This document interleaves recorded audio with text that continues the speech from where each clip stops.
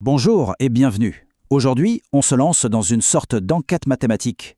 Notre mission, si on l'accepte, scruter un tableau de nombres pour voir s'il ne cacherait pas une relation secrète. Alors, la question est posée. Est-ce qu'un simple tableau de nombres peut vraiment cacher un secret? À première vue, on voit juste des chiffres.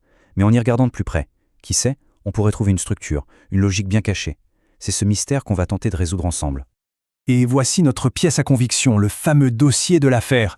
On a deux lignes de nombres. La première, 6, 10, 15 et 25. Et la seconde, 8,4, 14, 21 et 35. Alors, existe-t-il un lien entre ces deux lignes? C'est ce qu'on va découvrir tout de suite. Pour résoudre une énigme comme celle-ci, il nous faut une clé. Et en mathématiques, cette clé, elle porte un nom bien précis. C'est notre indice principal. Et là voilà, cette fameuse clé, on l'appelle le coefficient de proportionnalité. C'est un peu un nombre magique, un multiplicateur constant, qui pourrait relier chaque nombre de la première ligne à celui qui lui correspond sur la deuxième.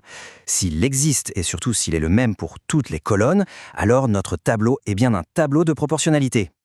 Bon, maintenant qu'on sait ce qu'on cherche, la grande question c'est comment on fait pour le trouver. Heureusement, il existe une méthode toute simple et super efficace, un vrai outil détective à la portée de tous. La procédure est simple comme bonjour. On prend chaque colonne l'une après l'autre et on divise le nombre du bas par le nombre du haut.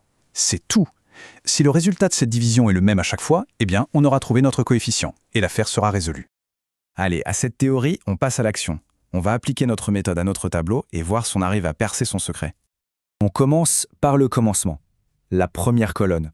On a 8,4 en bas et 6 en haut. L'opération est donc 8,4 divisé par 6, ce qui nous donne 1,4. Ok, on a notre premier suspect pour le rôle de coefficient. Mais attention, il faut vérifier si c'est constant. On passe maintenant à la deuxième colonne, avec les nombres 14 et 10. Est-ce que notre premier indice va se confirmer? Le calcul est rapide. 14 divisé par 10. Et oui, le résultat est encore 1,4. Ah, la piste se réchauffe sérieusement. Notre suspect semble de plus en plus crédible. On continue notre enquête avec la troisième colonne, 21 et 15. Est-ce que cette belle régularité va se maintenir? Alors, le suspense est à son comble. Est-ce qu'on va obtenir le même résultat en divisant 21 par 15? Et oui, incroyable. Une fois de plus, le résultat est 1,4. Les preuves s'accumulent. Il ne reste plus qu'une seule colonne à vérifier pour boucler l'affaire. Voici la dernière pièce du puzzle. La colonne finale, avec 35 et 25. C'est le test ultime. Le tout dernier calcul à faire est donc 35 divisé par 25. Et le résultat final est 1,4. C'est confirmé.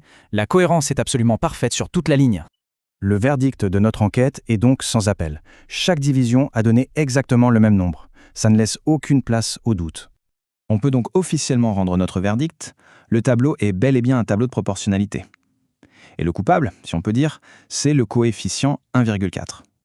Le truc vraiment crucial à retenir ici, c'est que ce nombre 1,4, c'est la clé de tout.